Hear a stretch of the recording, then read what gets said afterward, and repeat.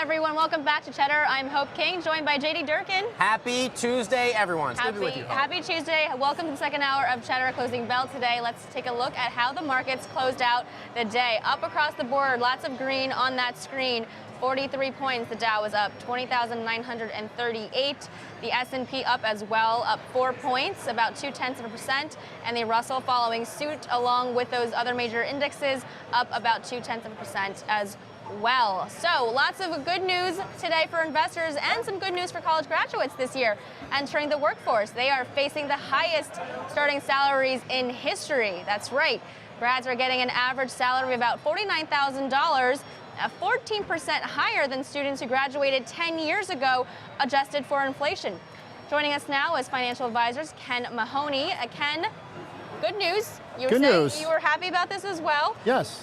So what advice would you give to graduates now with this new higher paycheck? Well, it's a great job market to be a little bit more selective. Now, back in the day, 10 years ago, or 2008, we didn't have a lot of choices, right? That's true. And moms and dads are very happy about their investment now that the kids have all these different choices. So, but it's not about salary. They should really start looking at something that really opens up their eyes, a career path, something that gives them a lot more experience and not worry so much about the salary. I know it's hard for them to hear this advice, but to really find something they like and go along with that. Yeah, good luck getting mom and dad on board with that plan where they're like, I want to go be an artist or I want to go be a TV host. And my mom's like, yeah, that's not going to work. Well, you missed yesterday's segment, unfortunately. We had the millionaire maker. He came on and said, forget it. Don't forget about salaries and forget about following your dreams. Like, just try to go after the money. And one of your first pieces of advice for graduates is going after a 401k plan. And so why do you think that still is important in this day and age? Well, because they're not going to have a pension. Millennials coming out are not going to have a pension. The best way to make a pension is a 401k. Get early, get started, you get used to it. You know, Albert Einstein said the 8th wonder of the world is compound interest.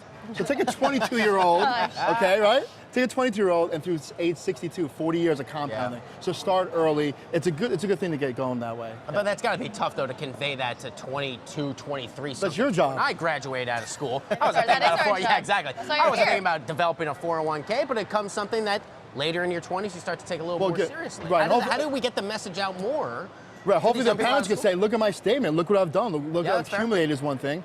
Hopefully other co-workers that have been there 5 years or 10 years say, look at this, look what's happening here. I'm putting money in, there's a match, I'm compounding growth, yeah. So hopefully some people around them will show them what has worked. What are we attributing the current state of these high average salaries to across the board back when Hope and I finished college?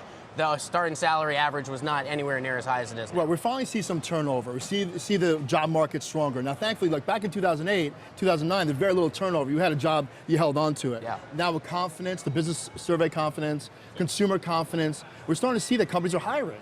Right. And so with that, again, some turnover, and that turnover, the college graduate comes in and slips into that spot where it's now open because of that turnover. So turnover is actually positive. Again, not so much for employers, but for employees, yes. The turnover is a very positive aspect. Yeah, from an administrative standpoint of view, I always look at the monthly jobs report. Back in 2008, 2009, we're losing nearly 800,000 jobs a month. And now we're adding 240, and now we're adding 240, 260. Yes. Really good months, a little higher than that. Yes. Slower month in February at only 98,000 jobs. But all things considering, a far cry from where we were from those years. Exactly. Yeah. All right, let's talk about those student loans. So it's nice that they've graduated. It's nice that they're getting these salaries, but the pace of student loans is going up much quicker, much faster than the actual salary increase. So talk to us about how you would suggest paying off those student loans. Yeah, so most students, you know, they get this statement in, it says minimum payment and they pay it.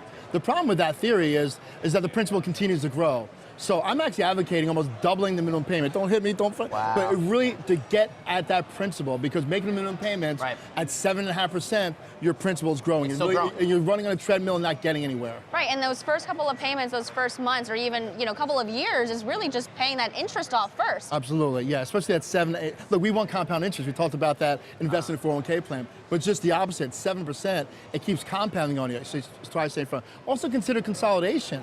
Some people have loans all over the place, 12%, 14, 7. See if you can consolidate them for ease of use, but also consolidate them for a lower rate.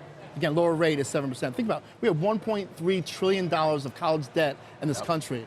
at 7%, it's pretty staggering. So try to stay on top of that by making double the payments. Absolutely. And student financial loans also something that's impacted by the new budget out of the administration that's out today. It will take a while for analysts, I think, to put the full scale and scope of exactly how that impacts. But it's definitely a cut. It's a cut there. It's a significant cut. Yes. Absolutely. It's at least, I think, $143 billion, if I remember correctly off the top of my head. I want to ask you specifically, because this is something that young college graduates face. Talk to us about percentage of rent that they should be paying. If they are lucky enough to not live at home with mom and dad in the first year or so. Maybe they're lucky to live at home and save some money. Okay, that's true. That's fair enough. Okay, that's a great point on the other side of the coin. Google man cave set up for themselves, or a exactly. media room or something. Hey, mom makes dinner or something. But you really, look, you could always, hook up with a friend and do that. I mean, no more than 25%. I mean, it's nice to have discretionary money. We like people that are putting money back into themselves. They're getting accreditations. They're going for certificates. Extra education, extra accreditations and so forth. So we like to keep that a little bit lower, give yourself more discretionary room. Specifically, if you could actually educate yourself more, give yourself more opportunity for down the road. No more than 25% is hard to do in New York City. I know. There's some room back here, except a little cop out. People would laugh at you in this city when they hear that number. I know, but you got to hook up with a friend maybe and exactly right. Slug away. Did you ever account for maybe having a higher percentage for different cities, or do you always stick with that 25%? That's a good point. So different cities, no doubt, you can get away with less. In New York City, it's probably closer to 50%, but if you hook up with a friend, you're back to that 25% if you can. But yeah, it's really challenging for sure. Say 25%, but at least gives you a goal, because if you start saying 75% of my money is fixed into rent, you got very little discretionary money to work with. How about other misconceptions that you see young investors, young college graduates hitting the market, finally earning substantial paychecks? What don't they have quite right about the money? Spending pattern. So there's definitely this whole time kind of living on beans at college and giving yourself like a $100 budget and down to zero. So they get kind of splurgy, which is fine. It's all right to take that one splurge, but you start doing consecutive splurges, you get yourself in a really bad habit. So I think just be mindful of, it's nice to start getting paychecks, feeling that independence. The problem is, doing those splurgy things are going to set you back with credit card debt on top of college debt, and then you're in this vicious cycle you want to stay away from. Right. And I think you also advise folks to maybe invest in an extra credential or two. Yes, absolutely. So why that maybe over a grad degree, which I feel like a lot of these marketplaces, job marketplaces, are looking for people with an extra master's degree here and there. Right, well, I'm hoping the companies could pay for the graduate degree, and some of these other accreditation certificates are kind of bought by your own, so to speak. But basically investing into yourself, they give you the opportunities to pivot so you're a more valuable employee and get that next promotion when it comes up. Do you see this figure rising to the height of your intelligence? We're talking these are the highest starting salaries that we've seen in history. Do you expect this number to continue to grow? Or any because of inflation? So that's average. I've seen $75,000, $80,000 in selected industries like software engineering, of course, computer. Again, if you're willing to go San Fran, Silicon Valley, you're going to find yourself in the $75,000 to $100,000 starting salary. So I do see this increasing as the economy expands, as companies get more confident, as there's kind of, I can't call it a work shortage yet, but you start to feel some of the strains of that.